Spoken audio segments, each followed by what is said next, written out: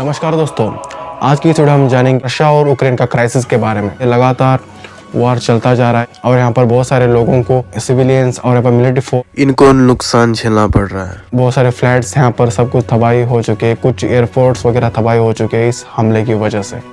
तो क्या ये वार ऐसे ही चलते रहेगा? इसकी जड़ क्या है, इसका पीछे की वजह क्या है जो ये वार अभी तक चल रही है?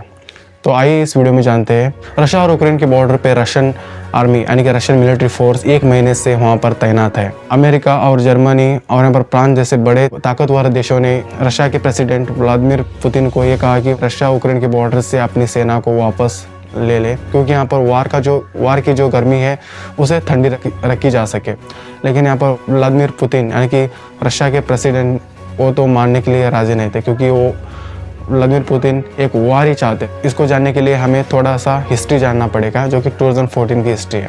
20 फरवरी 2014 को यहाँ पर यूक्रेनियन रिवॉल्यूशन होता है, जिसमें क्रीमिया पर रशिया कब्जा जता लेता है। उस बॉर्डर के ऊपर रशियन मिलिट्री फोर्स को तैनात किया जाता है, यानी कि बिल्डअप किया जाता है। उसके 1 महीने के बाद यहाँ पर 6 अप्रैल 2014 को यहाँ पर लोकेशन डोनबास को रशिया की मिलिट्री फोर्स जो है वो कब्जा जता लेती है। तो इसके बाद मिन्स्क प्रोटोकॉल के तहत यहाँ पर सीज फायर को साइन किया जाता है। 5 सितंबर 2014 को यहाँ पर मिन्स्क प्रोटोकॉल के तहत यहाँ पर सीज फायर साइन किया जाता है। सेकेंड मिन्स्क प्रोटोकॉल यहाँ पर सीज फायर शुरू होता है 15 फरवरी 2015 को। 1 साल बाद यहाँ पर मिन्स्क 2 के तहत प्रोटोकॉल सीज फायर को साइन किया जाता है और यहाँ पर एक ब्रेकडाउन हो जाता है, क्योंकि यहाँ पर दोनों तरफ से इकोनॉमिक लॉस की वजह से यहाँ पर इस सीज फायर को भी ब्रेकडाउन किया। 2021 तक यहाँ पर रशिया का तनाव बहुत ज़्यादा बढ़ता चला जाता है और यहाँ पर 2022 तक बहुत ज़्यादा गर्म हो जाता है ये वार का मामला यूक्रेनियन वर्सेस रशिया का। तो आइए जानते हैं नेक्स्ट यहाँ पर नेटो के बारे में। नेटो क्या है? नेटो एक ऑर्गेनाइजेशन, इसका फुल फॉर्म जो है North Atlantic Treaty Organisation full form है इसका। तो इस नेटो में 30 कंट्रीज मौजूद है, 27 European countries, 2 north American countries और एक जो है यूरोशियन कंट्री इसमें मौजूद है, यानी कि 30 कंट्रीज इसमें शामिल है। नेटो में जितनी भी कंट्रीज शामिल है उन पर अगर किसी एक भी बाहरी देश का हमला किसी एक सदस्य देश पर होता है तो यहाँ पर उस हमले पर सारे के सारे जो नाटो में सदस्य है उनके ऊपर हुए हमले जैसे माना जाता है।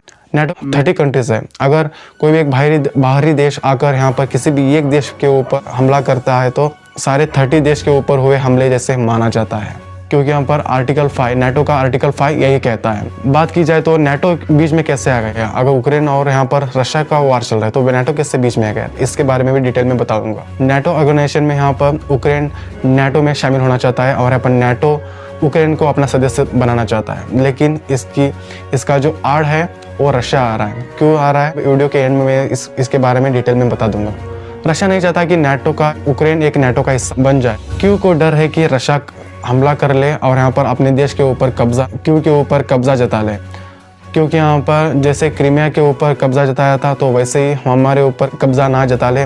तो ऐसे क्यों रशिया के हमले से डर रहा है? जैसे रशिया ने क्रीमिया के ऊपर कब्जा किया, इस कब्जे को सेकेंड वर्ल्ड वार के बाद में हुआ सबसे बड़ा कब्जा माना जाता है। अमेरिका में स्थित थिंक टैंक ब्रुकिंग ने ये कहा था कि सेकेंड वर्ल्ड वार के बाद हुआ सबसे बड़ा कब्जा। नेटो सामूहिक रक्षा के सिद्धांत के अनुसार यहाँ पर नेटो के सामूहिक रक्षा सिद्धांत के अनुसार वाशिंगटन अनुच्छेद 5 यानी कि आर्टिकल 5 में यही लिखा गया है। तो यही वजह है जो कि अगर यूक्रेन अगर नेटो का हिस्सा बन जाता है यानी कि सदस्य बन जाता है तो वहाँ पर जो क्रीमिया पर रशिया का कब्जा है तो वो छूट सकता है, क्योंकि यहाँ पर आर्टिकल 5 में यही लिखा गया है कि अगर एक देश के ऊपर हुए हमले को वो सारे देश के ऊपर हुए हमले जैसे माना जाता है। यूक्रेन अगर नेटो का सदस्य बन जाता है तो क्रीमिया पर कब्जा किया था तो क्रीमिया को वापस यूक्रेन छीन सकता है। तो इसके डर की वजह से रशिया कोई समझौता नहीं करना चाहता है, क्योंकि वार चाहता है, क्योंकि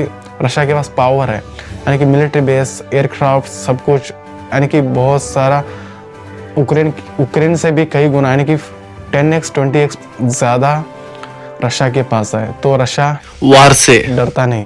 तो क्रीमिया पर हुए कब्जे और यहाँ पर आर्टिकल 5 की वजह से और यहाँ पर नेटो की वजह से यहाँ पर रशिया ये हमला कर रहा है, वार कर रहा है, जो कि क्रीमिया ना चला जाए, बाकी देशों पर जो बाउंड्रीज पे जो कब्जा है वो हमारे हाथ से चला ना जाए। तो इसके डर की वजह से यहाँ पर रशिया ये वार चाहता है, ना कि समझौता चाहता है, और नेटो का हिस्सा भी नहीं बनने दे रहा है यूक्रेन को।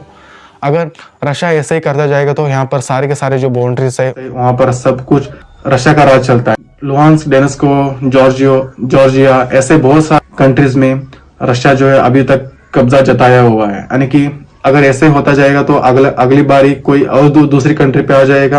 अगर अब जो है यूक्रेन पर हमला कर रहा है तो यूक्रेन पर कब्जा जताएगा, तो उसके बाद जो भी नेबरिंग कंट्री है उसके ऊपर हमला जताएगा और उसको भी अपना हिस्सा बनाएगा। तो ऐसा रशिया का प्लान कुछ ऐसा है। तो उम्मीद करता हूँ आपको ये वीडियो, अगर आपको ये वीडियो इंफॉर्मेटिव लगा हो तो लाइक करना, शेयर करना, सब्सक्राइब करना, मेरे चैनल को, बेल आइकन को प्रेस करना ताकि हर वीडियो की नोटिफिकेशन आप तक आ पाए।